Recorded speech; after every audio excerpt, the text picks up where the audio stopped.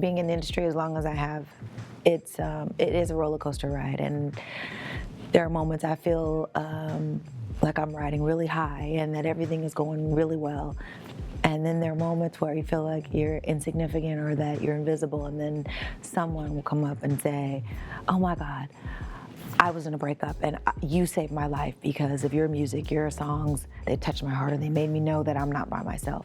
And that really is why I write music from my heart and be able to expose bad situations and good situations at the same time, because I really I want people to know that it's not strange to have your heart broken. It's not odd to feel odd or lonely or desire love. It really is common. No matter how pretty you are, there's somebody prettier. No matter how gorgeous you feel like, how great you can sing, there's always someone who can out-sing you somewhere. And it's about being you. It's about being special. You just being you.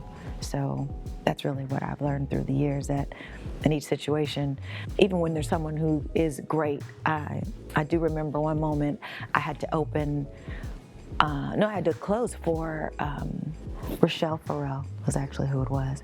And she and I both came out around the same time. And I don't know if you've ever heard her voice, but she has an amazing range and control. And she's been, at school, she's learned and, all these degrees in music. And I just sang in my room. So I don't feel like, I could do everything, but I can be a good Chante. And so I had to go after her. And I was like, no, I don't want to go after her.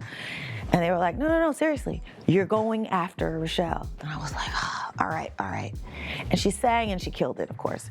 And I remember I sang an Anita Baker song. I sang Been So Long. And what I have in my life is an ability to laugh at myself. And I was singing the song and I forgot some of the words because who knows what Anita Baker is even saying. So at the end of the song, I was going,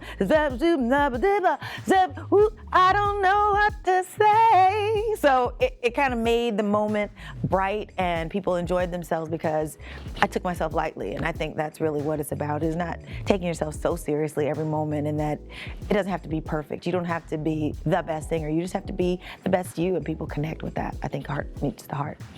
3 things, off the top of my head anyways, that I think keep one sustained in this industry or keep you positive or moving forward somehow is, first of all, know who you are. I think that's the most important thing. Know what your strengths are. Strengthen your weaknesses if that's possible. And then making sure that you keep your tool. keep it sharp. And I think not screaming and yelling and treating yourself badly. I think, I know we like to drink in the industry. We like having a few toss backs there. But what I think is important, though, is know when it affects who you are, whatever your lifestyle is. If it's eating something, I know being up in the industry, we eat late.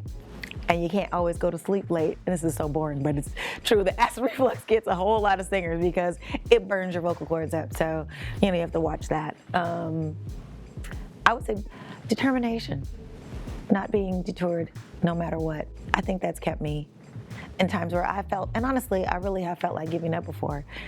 It's, there's always a new young lady, a new singer, a new it girl. There's always someone who's come and gone and come and surpassed.